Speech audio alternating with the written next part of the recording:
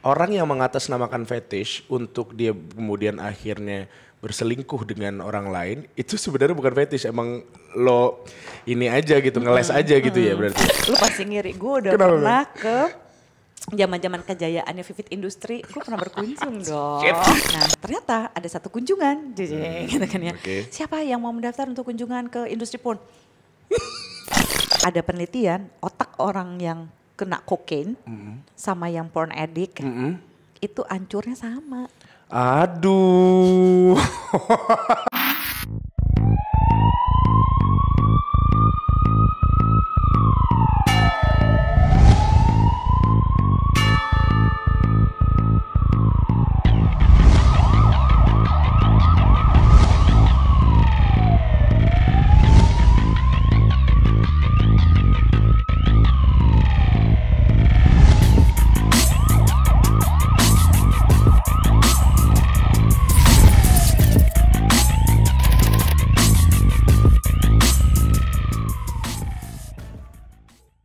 Kalau misalkan begini, kalau berbicara masalah fantasi, berarti kita ngomongin soal fetish juga kan?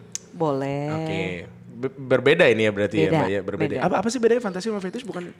Kalau fantasi itu bisa jadi bagian dari sexual preference lo. Oke. Gitu ya. Ini fantasi itu kan sebenarnya ada fantasi itu sebenarnya khayalan gitu ya, yang bisa lu ciptakan.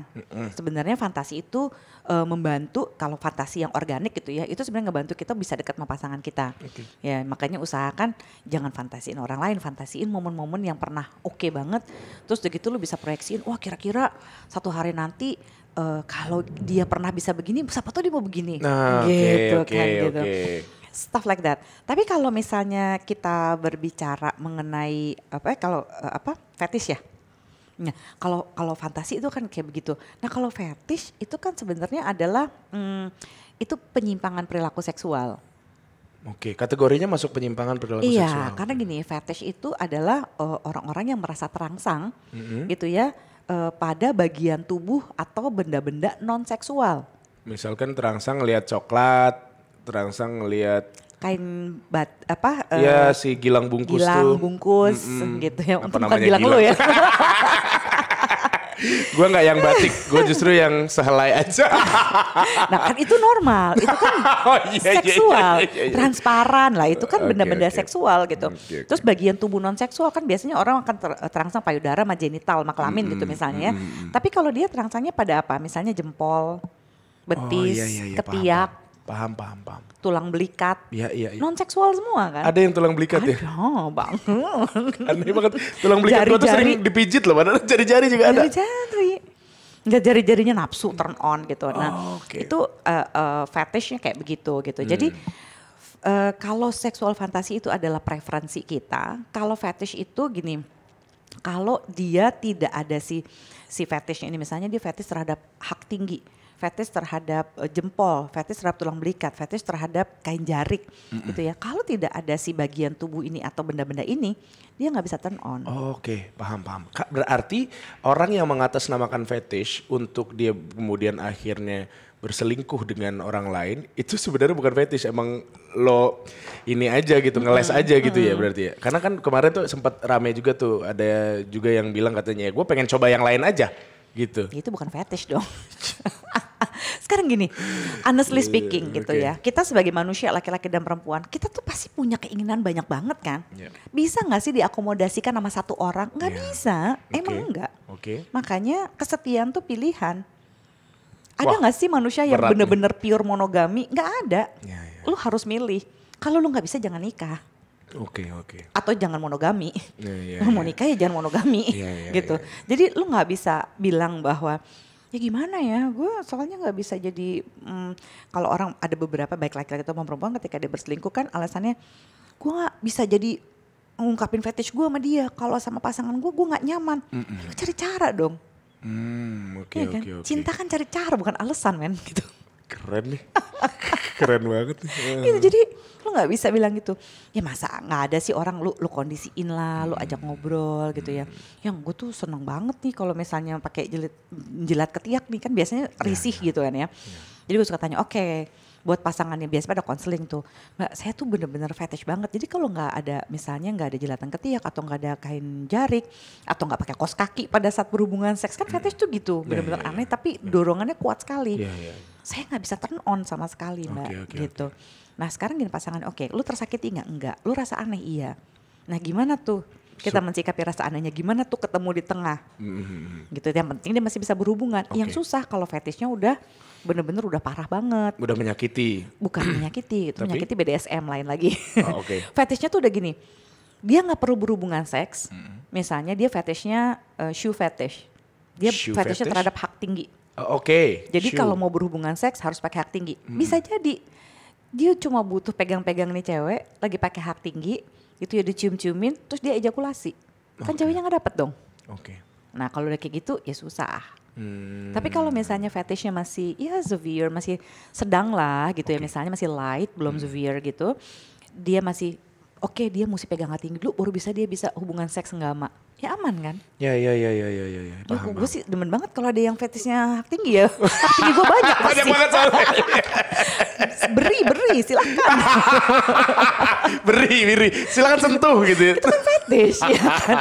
Berarti kalau misalkan kayak dia orang-orang yang memiliki bukan fetish ya Mbak berarti ya, yang menyimpang sexual preference misalkan mereka harus threesome atau harus lebih dari satu atau mungkin kayak ada salah satu website lah dulu sering jadi bercandaan kita anak-anak SMA tuh dia fetishnya sama feses.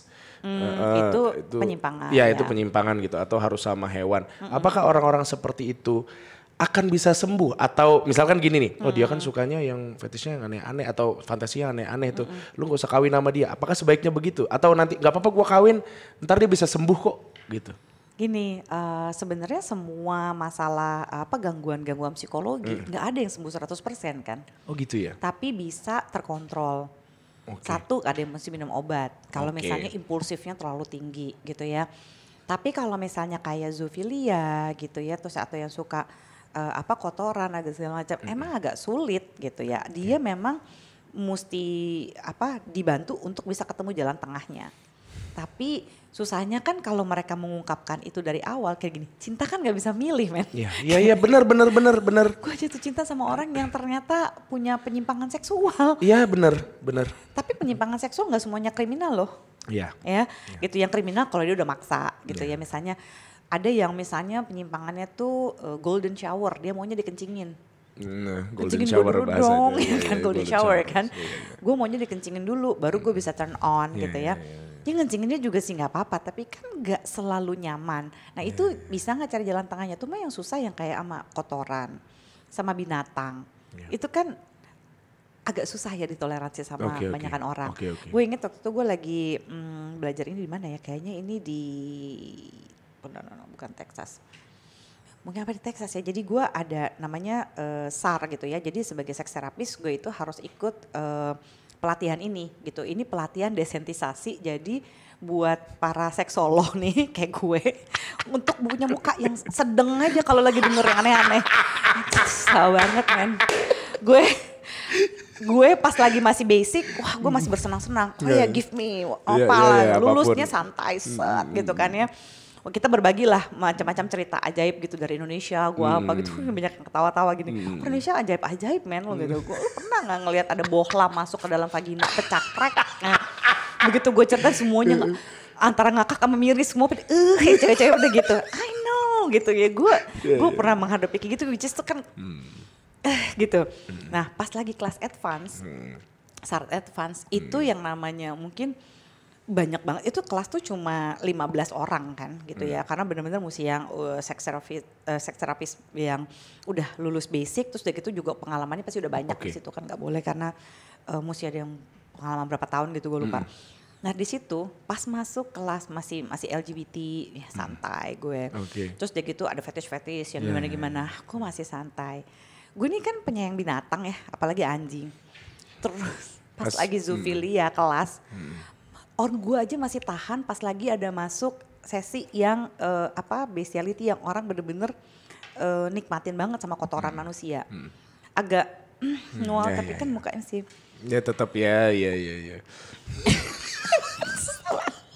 Begitu pas anjing, gue asli, Nangis. gue baru berasa mau muntah kayak gitu. Gue gak boleh Ya. menunjukkan muka jijik Ya. kan depan klien gue. Ya. Gila itu tuh susah banget, Ya. banyak gitu.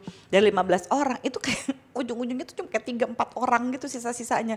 Kita tuh yang udah Iya pasti. gitu. Dan di situ dibilang gini, lo catet momen-momen mana yang lo kuat mana yang enggak. Nah lo mesti tahu kapan lo harus have a emotional rescue gitu. Nah itu lo harus konseling. Oke. Gitu. Oke. Jadi untuk kita kan terpapar, kita ngadepin orang yang diperkosa, kita kan bisa mengalami secondary trauma. Jadi kita nggak boleh sok kuat. Bisa juga begitu ya. Gitu ya. Jadi kalau misalnya gue ada kasus pendampingan yang sampai beberapa intensif gitu. Nah abis itu gue pasti akan konseling. Oke. Gitu. Terus apalagi yang kayak gini. Terus gue bilang gila, gue baru tahu rasanya mual tuh kayak gitu. Gue pikir I've seen everything. Iya. Ternyata. Gue udah pernah ke dungeonnya BDSM pula. Oh iya, happy lo di sana. Lu pasti ngiri. Gue udah Kenapa, pernah ke zaman-zaman kejayaannya Vivid Industri. Gue pernah berkunjung dong. Gua aduh. Iya. Lu pernah berkunjung ke sana berarti? Berarti lu ada fotonya Asia Carrera nggak? Oh lu zamannya Asia Carrera lama banget. Ini masa-masa setelah Kayaknya Sasha Grey kelamaan gue. deh. Setelah Sasha Grey. Oh lu setelah Sasha Grey. Iya. Sasha Grey bener. Mesti ngomong Gila lama begini. banget lagi gue. Asia Carrera. Jadi kira gue setua itu. Iya. Tersinggung gue. Mungkin karena zaman gue waktu itu tuh pertama yang gue tonton itu kan. Jadi ya gue gak ngerti kalau itu baru apa udah lama. Dia emang oke banget ya Asia Carrera. Iya. Nah Pantes deh. kalau berbicara mengenai porn actor atau aktrisnya. Di Thailand itu mereka menyebut diri mereka tuh bukan prostitute tapi kayak atlet mereka. Sex athlete gitu loh. Maksud gue karena mereka memang tujuannya menghibur gitu kan. Sometimes gue juga ngelihat kalau lagi ngelihat video porno gitu gue nge-search behind the scene-nya kan memang kan. Jadi ya mereka memang acting untuk membuat. Jarang loh udah ngeliat behind the scene. Gue lihat. Sekepo itu ya. Gue sekepo itu. Maksud gue pengen tahu gitu loh. Andai kata lu udah kenal gue ajak tuh ke Vivid Industri. Aduh itu. pengen banget. Pengen banget gue. Gue pengen tahu ininya maksudnya. Ya behind the scene-nya mereka gimana. Apakah mereka sama seperti kita ngobrol biasa. Atau dengan lawan mainnya gimana. Karena kalau aktor film sendiri. Atau kayak gue misalkan lagi main film. Sama pasangan main tuh gue juga harus ada chemistry kan. Entah bagaimana nanti kita marahnya atau lagi adegan romantis atau gimana pun. Nah bagaimana dengan aktor film porno ini berarti atau kan mereka, performance di wisata seks atau kayak iya gitu kan. betul. Mereka kan harus punya chemistry dong dan supaya kita ngelihatnya juga oh ya beneran nih gitu. Iya, jadi gue dikasih lihat tuh mulai dari castingnya. Oke. Pas lo kesana ada yang lagi casting nggak? Oh iya ada. Dahsyat. Aduh kok gue ngakak ya aduh gue langsung kemana-mana terus. Ya gue juga excited sebenarnya padahal tujuan ke sana itu karena kita tuh waktu itu lagi ada semacam conference di San Diego State University gitu kan. Terus gue ngikut lah gitu kan ya. Gimana sih cara ngelawan porn? Nah sementara pada waktu itu di California itu masih si Arnold Schwarzenegger tuh itunya gubernurnya. Nah waktu itu kan dia sedang mengeluarkan ini ya semacam himbauan gitu ya bahwa setiap film porn yang dibuat di California itu harus menggunakan kondom. Oke. Ya which is pokoknya ribet deh gitu loh. Ya kan penting udah 18 tahun gitu segala macam lah. Nah terus gue jadi tahu, gue pengen tahu untuk negara di Amerika yang infrastrukturnya udah oke, gininya segala macem, hukumnya jelas, bla bla gitu. Mereka masih mau fighting porn gitu, gimana? Apa kabar gue di Indonesia? Gue belajar lah gitu ya. Nah ternyata ada satu kunjungan, gitu kan ya. Siapa yang mau mendaftar untuk kunjungan ke industri porn? Iya kan? Gue gak mau dong, gue gile. Kita apa lagi yang bisa punya pengalaman kayak gini. Iya. Terus gitu, oke, gitu kan di sana dikasih lihat gitu ya. Oh jadi ini castingnya, ini apa segala macam gitu. Terus kita naik lagi. Jadi dia ngasih tahu kayak ada jenjang karirnya. Hah? Ada jenjang karir. Masa iya? Iya, jadi kalau lu bener-bener baru gitu ya, lu dikasih acting kayak gini, gini. Jadi yang paling tinggi itu karirnya adalah kalau udah pakai nama lo. Misalnya, misalkan Gilang pakai the nama Thor. Gilang. Gilang the Thor. Oh my Misalnya. god. Terus. Gilang the Hulk. Pokoknya kalau pakai nama lo kan biasanya misalnya nama panggung lo adalah Candy, Yes. Emerald, Oh, gitu. ya. Jadi udah Emerald apa. Jadi kalau yang udah pakai nama lo gitu Iya, ya, nama iya. panggung lo, itu lo udah paling tinggi. Oh gitu, bayarannya pun juga fantastis pasti ya. Fantastis gitu. Nah itu ada untuk mengetahui sampai jenjang karir lo paling tinggi, lo mesti melewati beberapa adegan. Ada adegan yang biasa aja gitu ya. Nanti sampai ada adegan yang lo di di gangbang gitu ya, itu udah tingkatnya naik lagi. Terus nanti ada yang misalnya kalau ada bozo kind of sex itu tuh yang berarti lo ada satu adegan namanya ATM. ATM gitu ya, itu ass to mouth. Jadi di mana ada satu orang perempuan dia harus kenapa lu ketawa? Lu ngebayangin ya, katanya mau serius ini interogasi gimana sih? Iya kan gua kan imajinatif anaknya. Visual banget ya mainnya. Visual banget gue. Gue gak kebayang sih kalau lu jadi seksolog kayaknya bakal seru tuh. Masih bisa gak sih gue kesana? Kuliah pertama kayaknya gak konsen ya. Gue aja gak konsen awal-awal kayak anjir gue gak salah pilih karir kan nih. Terus lu dijelasin ada ATM. Terus ATM itu ass to mouth, di mana si satu cewek itu dia harus latihan relaksasi karena dia akan memberikan oral sex pada satu laki-laki. Jadi itu ada 3 laki-laki. Yang satu memberikan oral sex dan dia mesti terlihat nyaman, nangis, cuma mukanya mesti gitu. Itu ribet banget sih. Iya sih. Dia kan mesti latihan supaya pas choking dia nggak kecekek beneran. Yeah. Tapi kan selalu pasti pakai maskara atau apalah yang bisa Yang ada nahan. item-itemnya gitu kan pas nangis kan, harus banget gitu. Terus nanti di belakangnya itu dia akan dianal sekaligus juga dipenetrasi vaginanya at the same time. Jadi vulvanya gitu. Jadi set. Nah 3 adegan ini pada waktu itu tuh kan 10-12 tahun lalu tuh. Itu satu adegan ini dalam durasi kurang lebih 10-an menit gitu ya. Itu bayarannya $15.000. Wah gede banget dong. Itu makanya mereka kebanyakan situ anak-anak kuliah. Oke. Bayar tuition fee segala macam kan mahal. Oh iya. Gitu. Iya. Jadi di situ tuh ininya mereka. Nah terus abis itu kan pokoknya dikasih lihat lah beberapa kilasan adegan yang kebetulan ada gitu. Terus gue bilang, Oh bukan acting langsung situ lu lihat nggak ya? ada yang acting langsung gue lihat, Oh, oke, of course. Tapi kita nggak boleh deket-deket kan. Ya. Kayak, Iya, panas. Kebayang Mbak. Terus. Cuma gue nggak bisa turn on seperti yang dibayangkan orang-orang karena sayangnya gue sudah melihat apa yang mereka harus prepare sebelum mereka kesini. Oke, apa? Jadi si cewek-ceweknya itu bener-bener dia kayak bukan kayak meditasi ya, dia bener-bener mereka relaksasi dulu. Terus gue tanya kan, how do I call you? Gue kan selalu pokoknya kalau interview gue mesti tanya gitu ya. Lu senangnya disebut sebagai apa? Gue gak mau berasumsi. Mereka bilangnya bener kayak yang lu bilang. We are actually sex athlete. Gue bilang gitu. Gue pikir dia mau bilang porn star apalah. Bilang sex athlete. Kenapa? Karena untuk perform satu adegan kita mesti latihan at least seminggu. Sampai 2 minggu kalau adegannya susah. Kalau kayak ATM. Latihan berarti? Latihan relaksasi tenggorokan. Relaksasi anus, jadi dia mesti pakai butt plug, terus gitu dia juga mesti pakai toys gitu, untuk dia mesti latihan relaksasi sendiri dulu, gitu ya sebelum benar-benar ini sama ini ya. Nah, gue bilang wah gitu, jadi gini, ya ketika dia terus dia latihan, yang laki-lakinya ada beberapa yang sampai mesti disuntik penisnya. Buat digedein? Ereksi. Buat ereksi?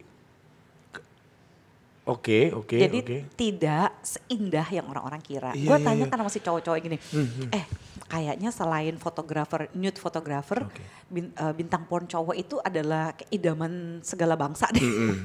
Iya. Lu kerjanya adalah begitu doang gitu kan ya. Lu akan berganti-ganti dan ceweknya gak mungkin gak ada yang seksi kan. Iya gitu betul. Mau fetishnya apa atau mau sexual preference yang gimana-gimana kan tetap aja kayak lu beruntung banget sih lu. Iya. Gitu, Tapi bener sih, masuk akal sih. Karena dulu gue tuh ada salah satu temen lah, dia itu setiap kali ke klub, ke striptease club gitu, dia kayak wow. Sampai suatu saat akhirnya dia di lay off dari pekerjaannya, dia bekerja di tempat yang hampir sama, di striptease club itu.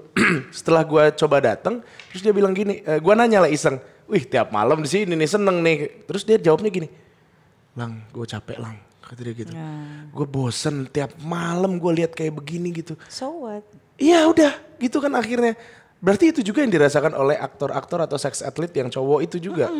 Iya sih kebayang. Kita masalahnya kan kita mesti iniin apa sih namanya? Ini mood ya. Iya. Ereksi kan. Ya, Nggak ya. bisa kayak teng.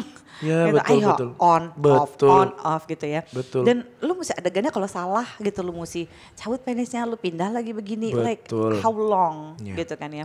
Terus gue bilang dan semuanya gitu ya rata-rata kalau gue tanyain, so kalau lu punya relationship gitu ya, what do you prefer? Ya kita agak susah sih gitu. Kalau misalnya orang tahu kerjaan kita kadang-kadang di relationship suka dipaksa untuk, ayo dong lu juga perform dong. Wah itu males banget sih kalau kita digituin pasangan. Jadi sebenarnya mereka begini, kita sebenarnya cukup vanilla loh kalau sama pasangan kita.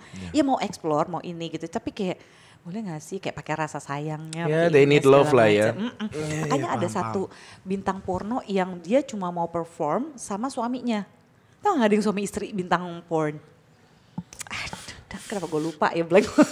Faye Regan, apalah gitu. Kenapa gue sebut nama seolah-olah hafal banget gue. Lu gak apa-apa kok hafal mau ya bantu gue gitu. Iya enggak, tapi ada memang kan? satu Yang mereka aktor. cuma mau berdua doang kan Iya berdua adegannya. doang. Benar. Nah itu sempat sampai heboh tuh di industri pornografi pada waktu itu gitu kan ya. Jadi ketika adegan yang harus dilatih seminggu 2 minggu itu ya untuk perform di wisata seks seperti di Thailand dan sebagainya. Seperti di film porno. Kita ambil mentah-mentah untuk kehidupan pernikahan kita. Mati gaya kan? Ya. Makanya waktu lagi zaman-zaman pandemi kemarin banyak banget pasangan yang gini. Aduh Mbak Zoya, pada waktu bulan pertama nih 2020 nih awal-awal. Wah kita nonton porn, kita wah begitu setiap hari gitu kan ya. Senang banget segala macam. Terus atau kayak 6 bulan kemudian. Mbak kita nonton kita udah gak turn on sama sekali. Ya iyalah, make sense, right? Iya ternyata bisa begitu ya. Nah terus berarti ya mencari cara benar sih, tapi salah satunya harus konsultasi. Makanya menurut gue orang-orang kayak lu tuh sangat diperlukan untuk menjaga keharmonisan rumah tangga, bener gak sih Mbak? Iya, tapi kalau lo mau, karena kadang-kadang gue mesti ngelawan ego, itu yang paling susah. Misalkan? Iya kayak misalnya gini, gue tuh baik-baik aja. Udah Ya, dapet konseling mahal-mahal. Iya. Enggak, gue cuma perlu pendapat aja Mbak. Enggak bisa, kerjanya gak kayak begitu. Ketika lu pergi konsultasi, lu mesti rela vulnerable man. Help me to help you gitu. Apa sih yang lo rasain? Karena kalau lu gak jujur sama gue apa yang lo rasain gitu ya. Apa yang lo pikirin ketika ada ini itu. Gue gak bisa nolong lo gitu. Jadi apa sih? Pertama kan ini private and confidential juga. Gue gak akan kasih tau nama lu. Gue gak akan kasih tau ke siapa-siapa gitu. Orang kalau lagi berdua aja pasangan gak gue kasih tahu kok gitu. Like ya udah apa yang lo rasain. Oh kalau ini perasaan gue kayak gini. Yang gue pikirin begini. Nah gitu kan akan membuat gue oh gue bisa bantuin nih. Berarti lu coba deh ganti mindsetnya jadi kayak gini. Paham gitu. gue. Dulu tuh pernah ada quotes kayak begini. Lu jangan pernah bohong sama 2 profesi kata dia gitu. Pengacara lo sendiri sama dokter lo sendiri. Karena mereka yang bisa bantu lu gitu ya. Maksud gue lu masuk dalam kategori dokter juga gitu kan Mbak. Lu ngebantu kita secara psikis juga gitu. Berarti emang kalau udah datang ke lu jangan begitulah intinya ya. Lu yang rugi, gue sih gak apa-apa kalau dibohongin. Iya duitnya masuk ke gue juga gitu kan. Iya. Tapi berarti gini pertanyaan gue. Mengenai sexual preference atau mungkin something wrong with person lah gitu. Apakah bisa lo lihat dari secara lo ajak ngobrol kayak begini lo udah tahu oh dia berarti preferensinya ke sini ini begini. Lo bisa tahu itu gak sih Mbak? Bisa tergantung kalau lo ngasih gue infonya detail apa enggak. Oh gitu. Kalau cuman ngobrol biasa doang ngalor ngidul lo nggak tahu? Ngalor ngidul gue belum tentu tahu gitu ya. Tapi yang gue bilang gini, udah nggak usah dipikirin apa aja yang unek-unek yang lo rasain, lo ceritain aja zeret, nanti gue yang analisa. Gitu, jadi biasanya sambil dia ngoceh, gue biarin aja gitu. Kalau dia makin banyak ngomongnya, gue makin seneng sebenarnya kan. Jadi gue bisa gitu. Ntar dia ngomong, udah semua oke. Nih dari yang saya catat nih, ada sekian kali ngomongnya begini. Biasanya kalau ngomongannya kayak gini, pemikirannya gini bener nggak? Gitu. Jadi lu juga mesti jujur sama gue gitu. Nah gue catat kayak gini. Ntar kalau misalnya lu bilang gini, nah saya Mbak Zoe gue gak nyangka lo gue kayak begitu. Oh ya kita cari tahu yuk kenapa. Kan enak tuh jadinya. Oh berarti bisa juga orang tuh gak nyadar kalau dia begitu? Nggak nyadar sering kali. Jadi makanya gue suka biarin aja lo ngoceh-ngocehnya. Terus nanti gue catet. Lu ada kali 8 kali lu bilang mungkin saya gak bisa perform. Tapi gak kayak gitu kan gak sadar ya. Iya. Lagi ya nyaman cerita gitu. Nanti gue bilang gini. Nah ini ada 4 kali lu ngomong kayak gini. Sekian kali gue catat segini nih. Kemungkinan lu sebenarnya bukan orang yang insecure. Tapi cara pasangan lu ngomong ke lu nih bikin lu insecure. Itu kan ternyata Betul. gitu ya. Jadi nanti bisa ditanya, gue gak bisa perform nih mbak gitu ya. Padahal kalau gue misalnya ngebayangin ini nih itu, gue bisa ereksi. Tapi kok sama ini enggak gitu. Nah ya kita cari tahu. Kalau kebanyakan laki-laki soalnya gitu ya, dia itu ketika menghadapi disfungsi ereksi ya, ketidakmampuan untuk ereksi atau mempertahankan ereksi, itu biasanya karena laki-laki tuh sering kebanyakan ngasih job desk sama penisnya. Gak ngerti. Jadi misalnya gini, kok gak bisa ereksi gitu ya. Okay. Karena laki-laki tuh suka gini, oke, misalnya umurnya ini 40. Ya, dia kepengen penisnya itu kayak waktu umur 20-an. Paham. Ayo cepet aja, gue mau begini. Kan laki-laki tuh seneng kalau bisa ngontrol kan. Gue maunya lama, gue mau ini. Lu udah terlalu banyak agenda di sini, men. Paham. Begitu lu banyak agenda, lu ngasih job desk kebanyakan kan sama penis lo. Ayo lu keras sekarang lu mesti begini sekarang ya. Begitu kayak gitu, penis lu ngambek pasti. Jadi ngaruh juga ya berarti ya? Iya, pikiran tuh gila banget buat laki-laki. Iya ya. Iya ya, itu mungkin gue pernah ada di fase itu tapi mungkin gue nggak sadar gitu. Iya ya. Kayak menurut ini ya penelitian dari Zilberger, laki-laki usia 20 sampai 40 tahun minimal pernah mengalami ini sekali atau 2 kali dalam hidupnya. Oke. 20 loh. Iya. Berarti pernah berarti. Pasti pernah gitu. Dimana tiba-tiba, hah kok flaccid, kok lemes? Anjrit, gue udah nafsu nih, tapi kenapa gue lemes? Iya. Berarti kepala kita juga kebanyakan. Ide. Jadi ide tuh boleh, tapi jangan full of idea juga gitu ya maksudnya. Jangan lo, oke ntar kita begini, ntar kita gini, ntar kayak gini, ntar gue koprol ya Kung Fu Panda. Jangan. Tapi bener gak sih kalau kita kebanyakan nonton porn videos, itu akan membuat kita akhirnya kehilangan ketertarikan sama pasangan kita.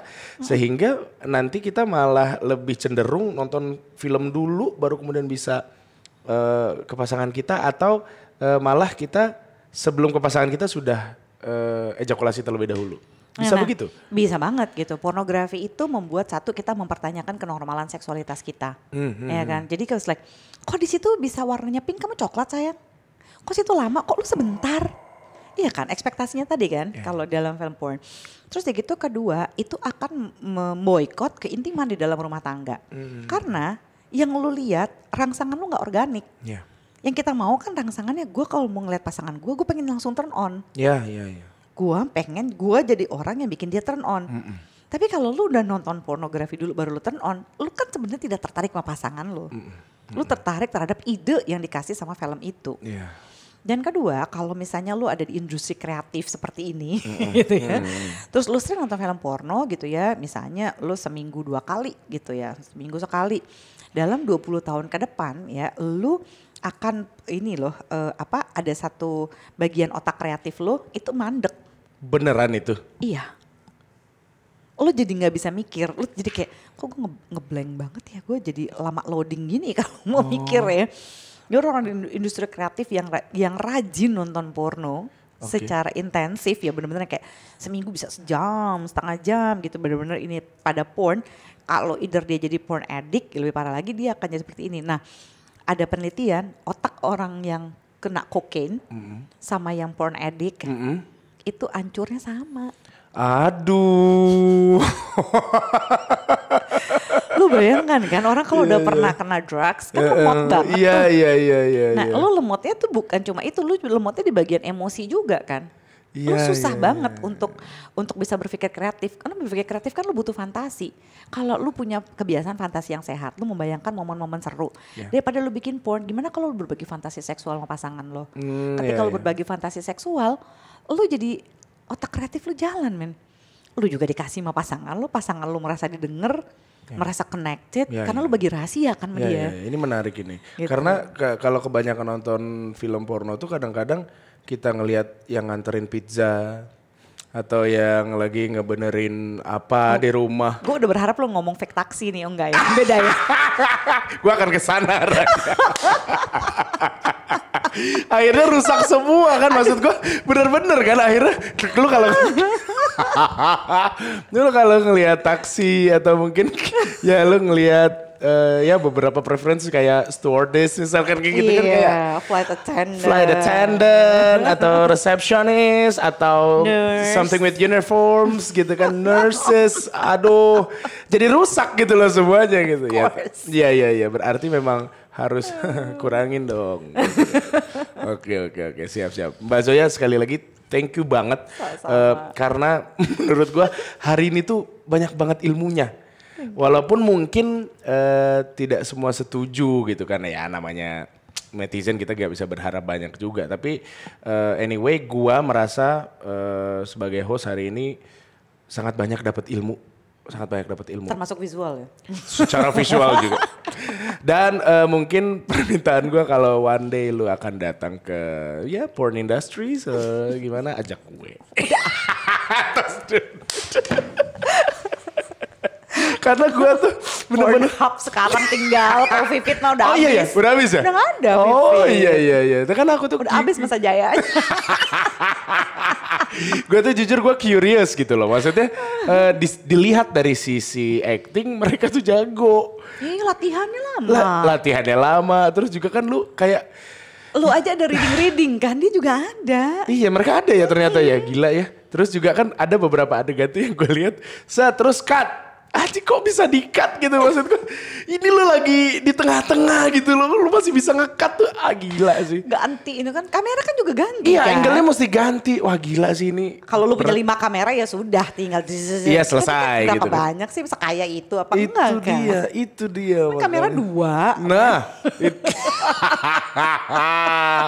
But anyway, thank you Sama-sama. Thank you banget udah datang ke sini sekali lagi Mbak Zoya, sukses selalu.